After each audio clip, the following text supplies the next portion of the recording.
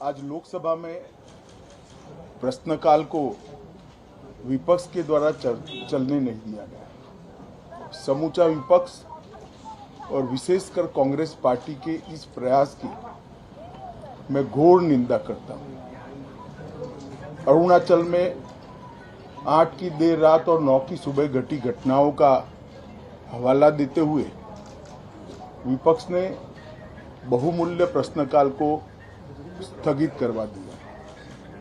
इसका कोई औचित्य इसलिए नहीं था कि पार्लियामेंट्री अफेयर्स मिनिस्टर ने स्पष्टता से कह दिया था कि 12 बजे इस देश के रक्षा मंत्री श्री राजनाथ सिंह जी इस विषय पर सदन के सामने अपना बयान रखेंगे।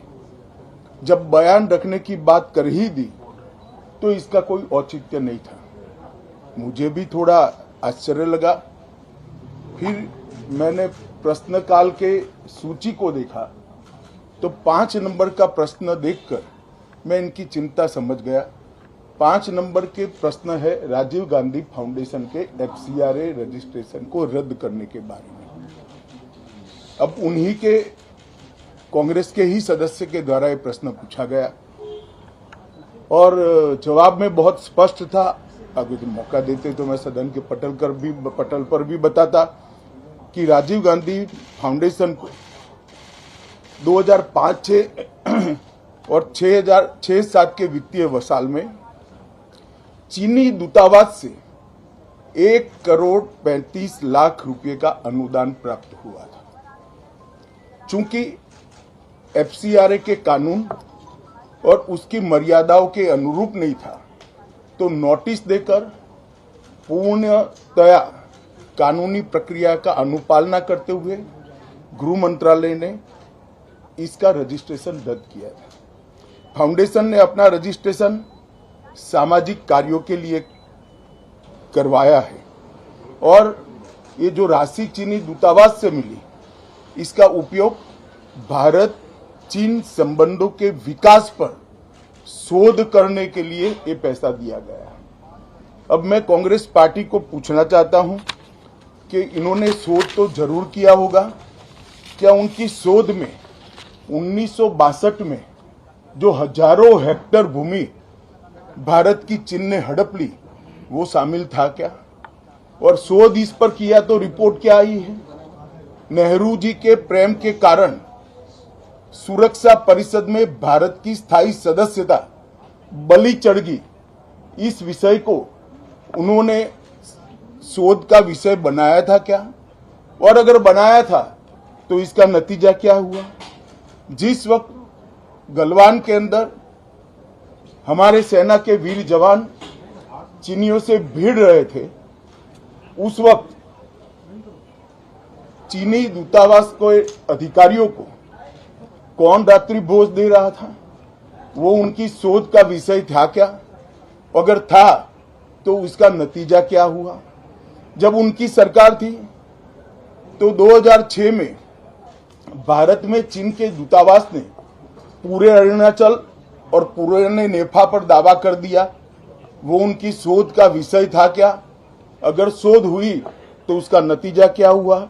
25 मई 2007 को चीन ने कांग्रेस के ही मुख्यमंत्री दोरजी खंडू को वीजा देने से इनकार कर दिया क्योंकि ये तो हमारा ही हिस्सा है अरुणाचल। ये भी शोध किया गया क्या?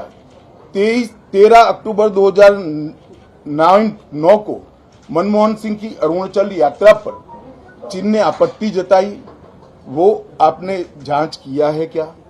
और 2010 में चीन ने जम्मू कश्मीर के लोगों को स्टेपल्ड वीजा जारी करने की प्रथा शुरू की, ये भी क्या आपका शोध का विषय था? 2011 में कांग्रेस सरकार ने चीन की धमकी के बाद हमारे रोड और वाइटल बॉर्डर इंफ्रास्ट्रक्चर्स का निर्माण डैम चौक में रोक दिया। ये क्यों रोका गया इसकी भी शोध की है। मैं कांग्रेस पार्टी को पूछना चाहता हूं, ये दोगला रवैया जनता के सामने नहीं चलता है। जनता सब देख रही है। आपके परिवार द्वारा चलाया गया फाउंडेशन उसका FCRA रजिस्ट्रेशन चीन की दूतावास से मिले हुए अनुदान से समाप्त हुआ है। आपके ही समय में हजारों किलोमीटर भूमि अवैध रूप से हमसे हड़प ली गई है। आपके ही समय में हमें मिली हुई सुरक्षा परिषद की सदस्यता आपने निजी संबंधों को बनाने के लिए चीन की भेंट कर दी है। ये सारी जनता ये सभी विषयों को जानती है। मैं इतना स्पष्ट कहना चाहता हूं कि भारतीय जनता पार्टी की सरकार है, नरेंद्र मोदी इसके प्रधानमंत्री है, और जब तक भारतीय जनता पार्टी की मोदी सरकार चल रही है, 1 इंच जमीन पर भी कोई कब्जा नहीं कर सकता। कल अपने सेना के जवानों ने जो 8 की देर रात को और 9 की सुबह को जो वीरता दिखाई है, मैं इसकी भूरी भूरी प्रशंसा करता हूं।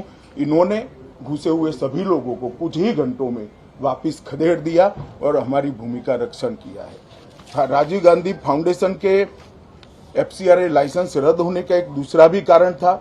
इस्लामिक रिसर्च फाउंडेशन के जिसका प्रणेता जाकिर नायक है, जाकिर नायक को पूरा देश जानता है, उनसे भी 7 जुलाई 2011 को 50 लाख रुपया राजीव गांधी फाउंडेशन ने प्राप्त किया था।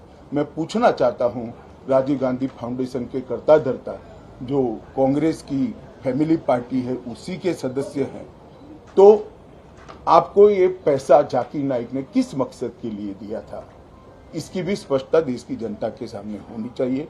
धन्यवाद।